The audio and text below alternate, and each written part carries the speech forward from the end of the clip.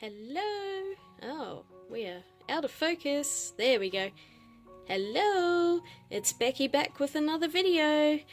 I've got another boredom busting idea, just ready to go. I've had to put this paper down for now because I tried cleaning my background and it is not coming off, not even with the alcohol. I think it really needs to soak and I'm just too lazy right now. So I'm doing this as a temporary measure and I'm going to spend some time painting the whole back. So we'll put that like that. Beautiful. Today I thought I'd do something a little bit fun and easy. The website Doodle Addicts, which I've put their link down below, has been kindly releasing a picture every day from their colouring books. And these are drawings that people have submitted and gotten into the colouring book. And so I thought I would do one today, because all you have to do is go to the link, download the PDF, print it out, and you can colour it too. Super easy. This one is from day 2. By the time it goes up, it will be probably a few days later, or it might even be next week. I'm not too sure which day this video is going up exactly. I have a couple filmed in advance so that I can put them up and keep a nice schedule going. But I really quite like this design. It's really cute. The person who drew it is Amelia Grace, and that's nice that they've kept the names on the drawings so that it credits the artist who drew it. And a nice empty speech bubble. I have an idea of what I'm going to write in there, but we'll see. And I'm probably just going to get some coloured pencils and make a really nice little time-lapse video just colouring it in. Colour in with me, or colour in one of the other pictures. Your choice. I hope it's nice and relaxing though. I decided I was going to use my Caran Luminance coloured pencils for this one, even though I'm only on cheap printer paper here and I'm using really expensive pencils. I thought, it doesn't really matter, does it? We're all in self-isolation. I just want to use my art supplies and not worry about wasting them. And really, the only wasted art supply is the one that you don't use anyway. I've picked an autumnal colour palette for this one.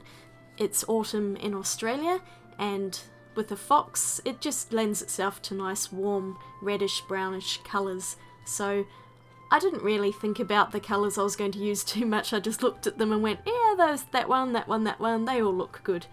Also, I need to apologise in advance because I tried out a new light here and I think it might have a poltergeist in it, because it kept randomly switching from a bluer shade to a warmer shade and I don't know why. I didn't touch it or anything, and I only noticed this when I'd actually dropped out all of the video footage and can see it switching, so sorry! I started off with a really light layer of pencils, and right there you could see that colour change. Oops! I was trying to remember off the top of my head what a fox looks like, the colour scheme and everything, but it would have been far too easy to have actually gone and looked up a picture of a fox. No, I just used my imagination, and I decided that with the drawing he had kind of a hipster haircut going on, so I just made it up as I went along. And then I did a matching coffee cup, because foxes totally drink coffee. And then I thought I would go for earthy tones in his clothes as well, just to kind of make it more of a limited palette, although I'm still using a lot of colours, and really I was just making it up as I went along. I really wanted him to have brown trousers, and then I just went from there with the other colours I used for various parts of his clothing.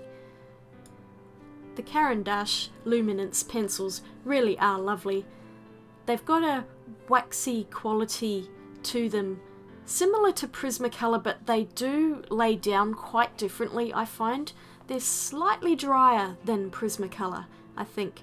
Prismacolor seem to have a lot more wax in them, which is why sometimes you get a wax bloom, whereas the Caran Luminance are slightly drier, but they have such a high pigment load, so you can get amazing colour off them. I started out with a light layer and I was just building up the colour as I went. I wasn't being too precise, it's just a colouring page, but I wanted it to look good, and I do try to make an effort in all of the arts that I do to do something nice. I think if you're going to do something, you know, it's not really worth doing it half-assed. So I think I did quite well with these colours.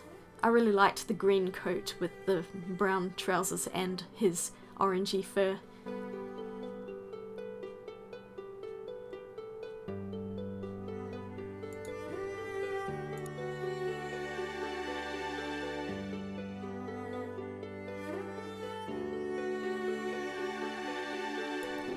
And then for his sweater or waistcoat, I went in with a darker, cooler green. And I decided here that he was going to have matching boots with his little jumper. And I left a few little white spaces just to indicate where the light might be reflecting. I haven't got the light going in any particular direction. It's kind of like I'm imagining the sun's above him, shining straight down, so the light would be reflected in all parts of him rather than just on one side.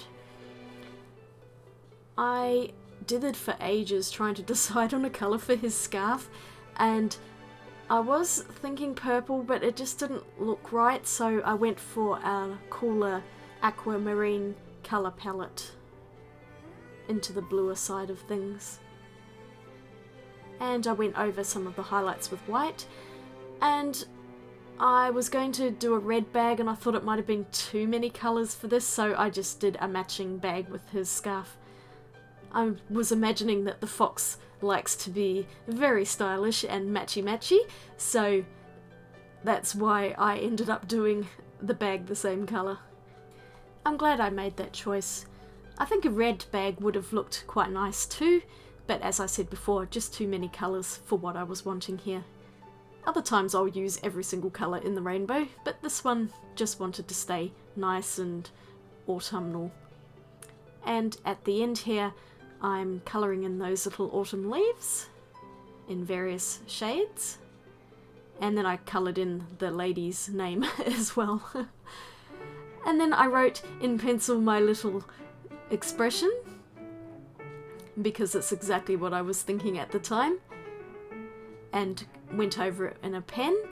And I felt like the background really needed something, it was just too white, so I grabbed out those PanPastels that I got recently and did a little bit of a yellow going into a darker yellow halo effect around him, I think. So almost like you could imagine him coming out of a well-lit cafe with his freshly brewed cup of coffee. And then I just gave the speech bubble a little bit of highlight. And white highlights for his glasses. This is local coffee for local people. There's nothing for you here. I hope you've enjoyed my little colouring session today. I had quite a lot of fun with this one. It's so cute. And that was the first thing that came into my head, so that's what went there.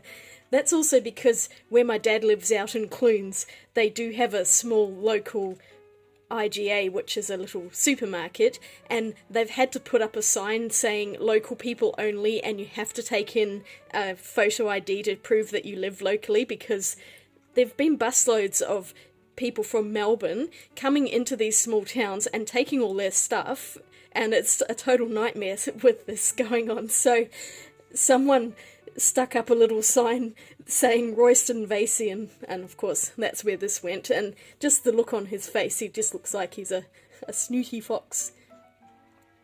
So thanks again for watching. I hope you're all having a great day. I'll swatch you later. Bye!